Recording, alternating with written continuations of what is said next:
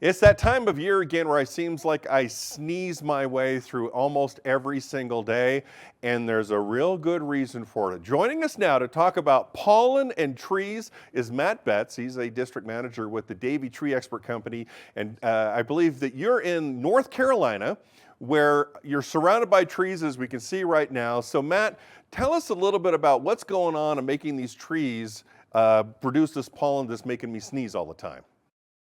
Definitely. Thanks for having us.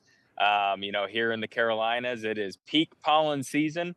Other parts of the country may not be experiencing it yet, and others, may have been experiencing it for a couple weeks now. So, pollen is, it's kind of a side effect of these trees producing flowers. So, they're blooming and they produce these particles that then serve to fertilize other trees. Let's talk about tree gender and pollen. And I have to admit, I have never really thought about tree gender before, but that actually has a lot to do with what's making pollen. Yeah, you're correct. I mean, there are male and female trees. So the male tree is essentially the pollinator, and as it emits pollen as these leaves bloom and flowers bloom, the female trees are then fertilized by it, and they are the ones that produce the fruit. So, in essence, the more female trees you have, the better off you'll be because they can kind of absorb more of that pollen quickly.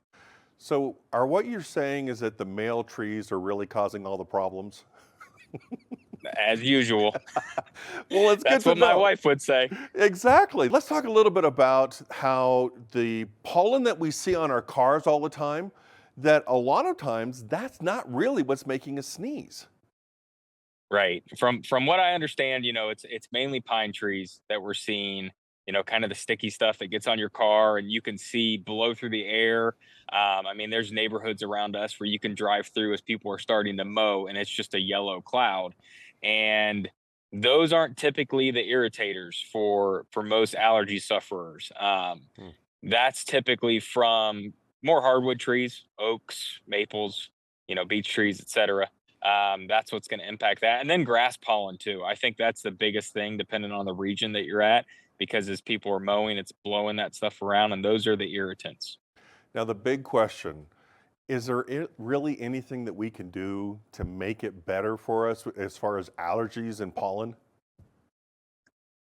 In theory, yes. In practice, it's very difficult. I mean, in a perfect world, you could go to your local nursery and say, "Hey, I want to plant female trees. That way you have more to absorb this pollen." But that's difficult to do. So we've got to get creative. And for an arborist, it comes down to picking the right species of trees. So there are trees out there, dogwoods, crab apples, some magnolias, which are native to the South, which do really well, which are inherently they create less pollen than other species. Matt Bettis, District Manager with the Davey Tree Expert Company in Charlotte, North Carolina. Thanks for the insight today. We appreciate your time.